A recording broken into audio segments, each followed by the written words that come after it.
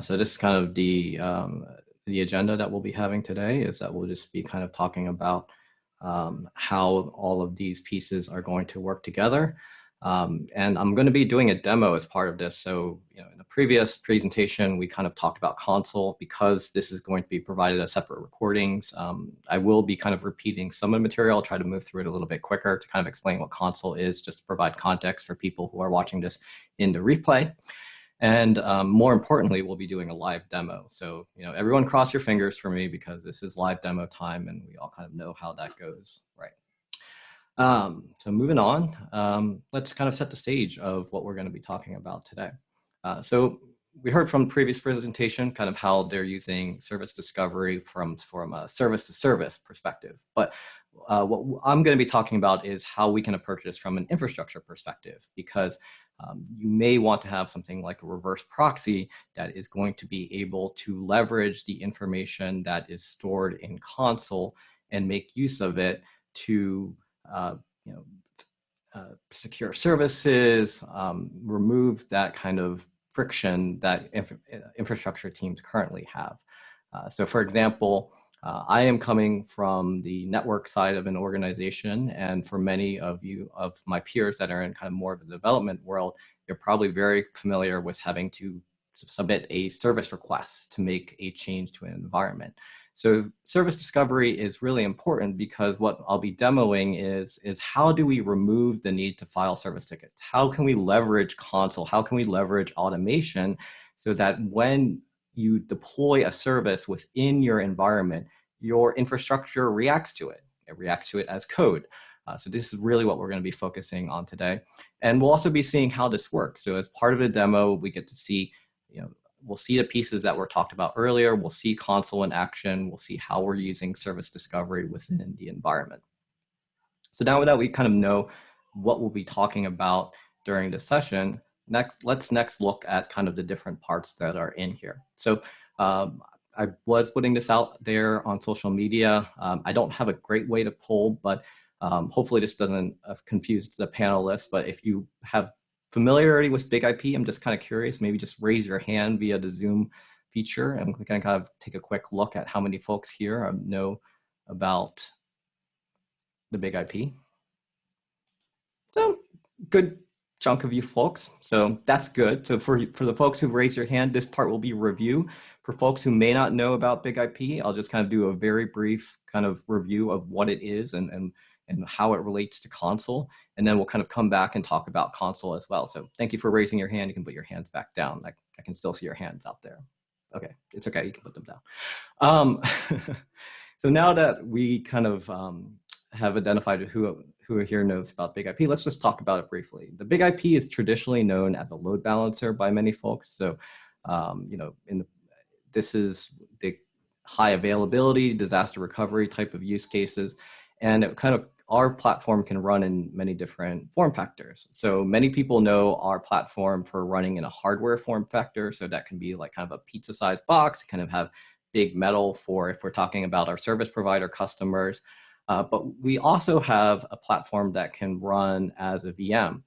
In the demo that I'm going to be providing later, I am going to be running our reverse proxy in an AWS environment. So we're making use of AWS's hypervisor to host our platform. And this is very important, because for many of our F5 customers who are accustomed to using our software in their on-prem environments, there's a lot of comfort to know that if you look at the screen right here, that there are many services that our platform can provide. So beyond what we can provide from a high availability perspective, we can provide many security capabilities.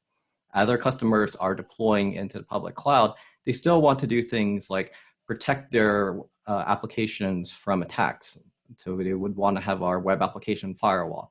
They want to prevent some types of DDoS attacks. So they want to make use of our network firewall capabilities. More recently, there's been a huge upsurge in the need for remote workers, and many people are using our identity solutions for providing remote access and security to applications that they're deploying in the public cloud. So this is just kind of a brief overview of some of the ways that our customers are using a BIG-IP in their environments, whether it's in their on-prem or the cloud. And HashiCorp has been critical for making the multi-cloud capabilities of the F5 in terms of automation and deployment. So now that we've kind of talked about what the BIG-IP is, let's review what Consul is from a network perspective, because for the folks who are joining who may not be aware of Consul, it's useful to kind of describe how the idea of service discovery could apply to network devices. So again, if we go back to what I was talking about earlier, traditionally we think about when we deploy infrastructure, it's going to be this flow of a developer or application owner having to notify the network team or infrastructure team that a change has to happen. As we can look here, what we're talking about is a way that we can do automatic detections of services that are on the network, right? So what we're going to be looking at is an architecture where our client is going to be our BIG-IP device. So we'll kind of see this in a little bit. We're going to be using Consul. So this is going to be replacing that process of where you were previously having to open up a service request and providing that information of where the services are. So what this is going to do is we'll kind of remove that entire process of where you would have to kind of manually tell your network infrastructure operators where to make a change and have Consul propagate that change securely within the environment. So as I mentioned earlier, I will be doing a demo of using Consul. As part of that demo, I'm going to be making use of 2 HashiCorp technologies.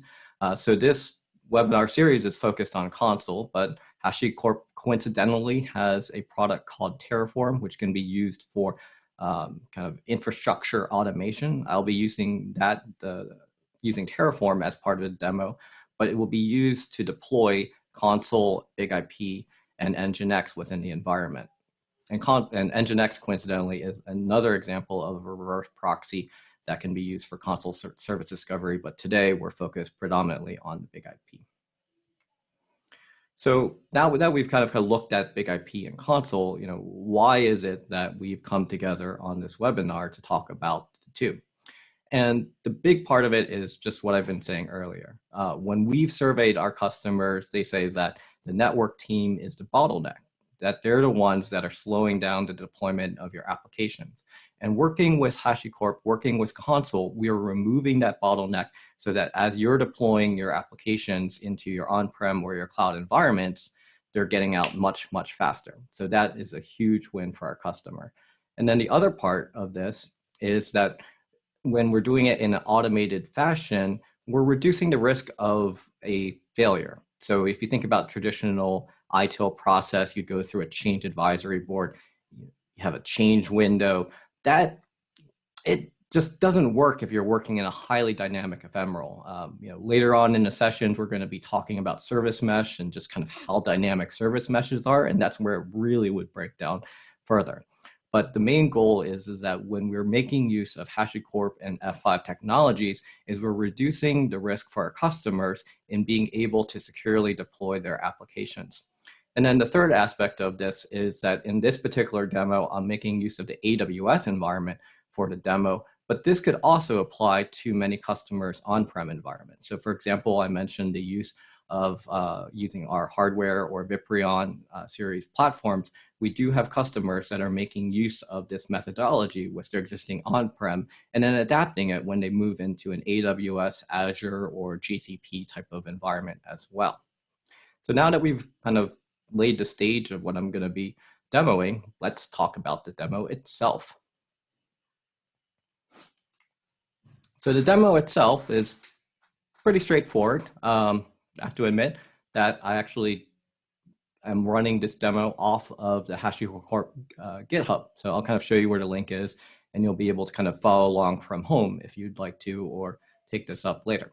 So within the demo environment, it's pretty straightforward. We've got a couple of different devices that are in it. So if you're following along, I've already kind of, what I'll be doing in a demo is I'll be starting this process, but I've also kind of already built it out, just kind of given the time that we have. But what we're going to start with within this environment is we're going to start with kind of a blank slate. So we're deploying into an AWS environment, and there's no VPCs, there's no subnets, the infrastructure is completely blank. Terraform is going to be used to kind of lay out all of those infrastructure pieces, lay out the VPCs, lay out all of the appropriate security groups, and we're going to launch some devices into the environment. So the devices that we're going to deploy are going to be a BIG-IP device. So it's going to be a single BIG-IP device. We're also going to deploy Consul. So where we're going to see Consul is in two places within this environment. So Consul can act as a server, which is going to be kind of aggregating information. As part of the demo, we'll actually take a look at the Consul server to kind of look at the information that's being provided. And we'll also be deploying a Consul agent that is going to be attached to a set of Nginx nodes that will have the Consul agent installed on it. So these Nginx nodes are being deployed in an autoscale group. So when we start, we'll have a single Nginx web server as a backend application.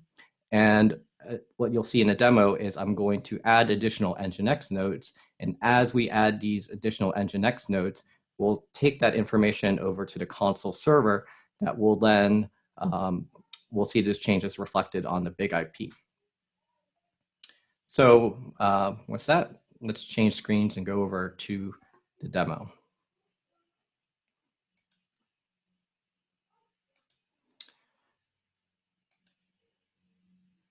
All right.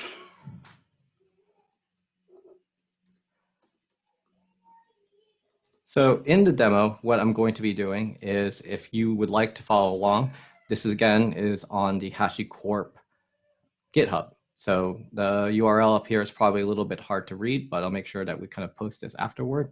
But this is actually from a webinar that was given last year, but I've made some changes so that this can actually be part of F5's virtual agility conference that I'll be talking about after this demo. So if you enjoy this demo during this webinar, you'll also have an opportunity to do this demo hands-on in our June conference. So again, kind of stick around to the end of the demo to kind of hear some more details about how you can join F5 with part of that. So as part of this repository, as I mentioned, I've made this as part of a lab. And within this lab environment, there is a lab guide that's deployed that kind of walks you through how you can deploy this within your own environment. Oh, am I not sharing? Apologies, it seems like my shared window closed. Thank you for the heads up there.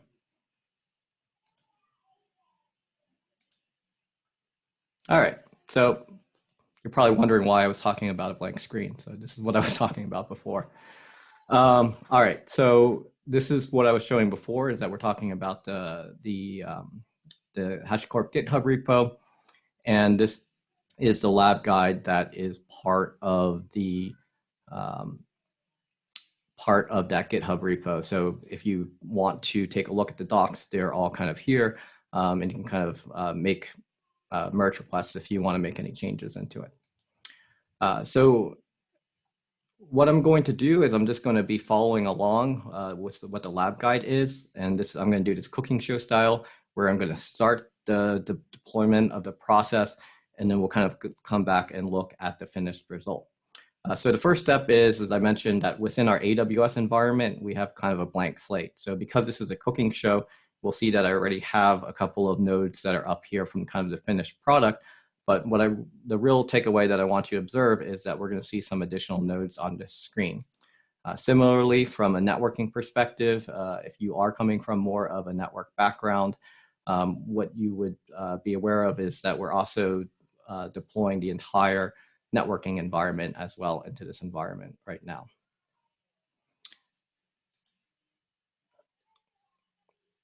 Okay, so let's start with the first step of this. So if I kind of just go back to my lab guide, the first part is, and I'm just going to copy and paste the text right here, is we're going to go into this directory right here.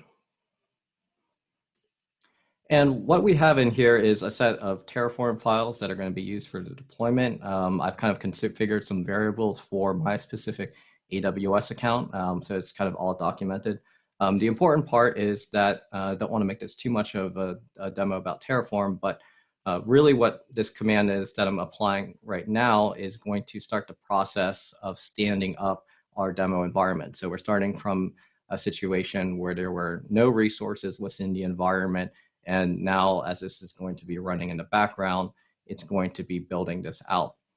So what it's doing right now in the background is it's actually creating that AWS VPC, it's deploying the BIG-IP, and it's setting up all the Consul servers in that Nginx environment. So again, I said that this would be cooking show style. Let's take a look at what would happen after we kind of go through the additional steps.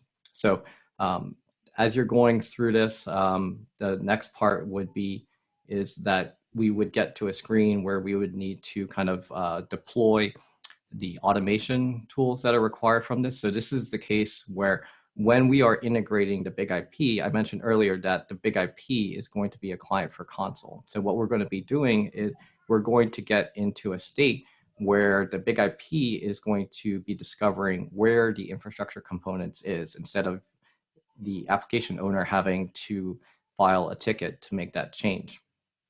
So this part of it is where we're deploying what we refer to as the Application Services 3 extension, which has an integration with Consul to talk to the Consul API to discover where the different backend components are. So for the Consul itself, I mentioned that the Consul server has been deployed into this environment. And what you can observe here is that we already have that Nginx node that I talked about earlier that has been deployed into this environment. So this Nginx node is currently answering requests. And if I take a look at it right here, we can kind of see that there's currently a single server that is in the environment. Similarly, after you've kind of done that second stage, through the use of the Terraform scripts, we've configured it to use service discovery. So from the BIG-IP UI, where that configuration has been applied is within this particular directory. And if we kind of drill down to take a look at where the backend resources are, this is what we refer to as a pool. If you're coming from an Nginx perspective, this would be what you would commonly call an upstream. But this is the kind of workload or service that you are trying to make available to your end users. And right here, we can see that there's kind of a single IP address in here. So what we're going to do next is we're going to modify the number of Nginx instances that are in there. And that's going to kind of finish out the demo of this. So within here, you can see already that my build that I was starting in the background has already kind of completed the additional one. This is the one that I will be modifying as part of the demo. So we'll just kind of crank this up to 3. And then this is also a good segue to say, like, while I'm building this out, if there are any questions that you have about this, I've already seen some people kind of hitting up some questions via chat, but if you could please put them into the Q&A panel. I do have some other folks from F5 that have joined me trying to answer the questions via chat, but we can also answer them live as well. And for folks who are watching on YouTube live, please enter your questions into the chat, and we'll make sure that we get those questions over into this Zoom session as well. So what I want to kind of show right here is that if I go back into my AWS window, we're going to see some additional instances that are going to be appearing. So some of these are coming from my first build that I had done with when I was adding it. But the important part that I want to show is that there are 2 additional nodes that are coming up. So there's 2 additional Nginx nodes that have been added by making that change to auto scale group.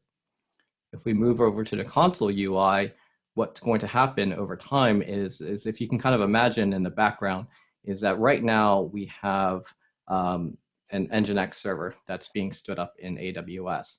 And as part of that, there is a Consul agent that's being installed on there. Now, and if we're just talking about a traditional, network load balancer or ELB, it won't, if you install a health check, it's going to wait until the traffic's available.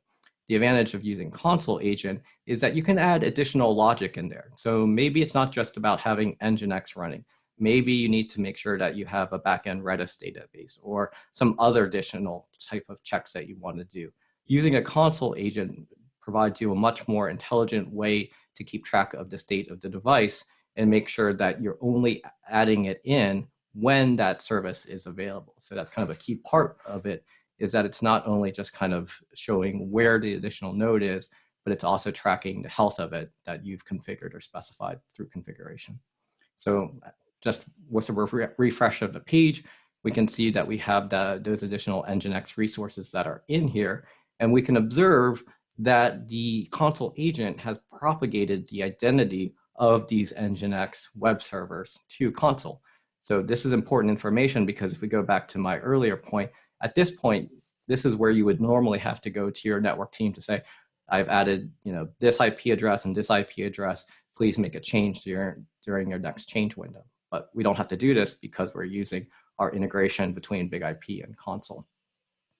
And a way that we can see that is if we go back to the BIG-IP and I refresh this window here, is that the BIG-IP has been talking constantly to Consul. So you can kind of imagine in the background, there's this loop where the BIG-IP is talking to Consul to just check, are there additional nodes that are available? So the same way that I was refreshing that web page before, that's what the BIG-IP was doing. And if we go back to the screen here, this is kind of the original Nginx web server. If I kind of refresh this page, what we'll see here is that we can now see that as an end user is going into the environment, they are being dynamically distributed across those new additional nodes. So that kind of concludes the kind of demo part of this. Let's go take a look at Q&A and see if we've got anything that we want to answer live. Thanks, Eric. So we did have a couple of questions come in. So you mentioned briefly where this lab was available. Can you walk through just again, like how to get access to the lab demo and then also where the guide is? Sure. And I need to share again. So I mentioned earlier that if you do want to do this lab immediately following this webinar, we do have this up on GitHub. So right here, hopefully you can see this clear on your screen, but that is the URL where you can kind of git clone it. So this is just, for folks who are following along with the demo, this slide just kind of shows you the different ones. But, if you want to run this from home, this is actually, I created a QR code for this. So, I'm just imagining everyone right now holding up their phone, right? Okay. Yeah, I'm in the photo too. Hi. Okay. So take a picture of it. There's also a YouTube video that's linked off that page. It's not me on that particular page, unfortunately, but if you want to see a demo of it, there's also that recording as well. So that's a way that you can kind of do this on your own. I also mentioned that, maybe you actually want to get this demo delivered to you. I've been doing a lot more, I do takeout, but I've also been doing a lot more deliveries lately.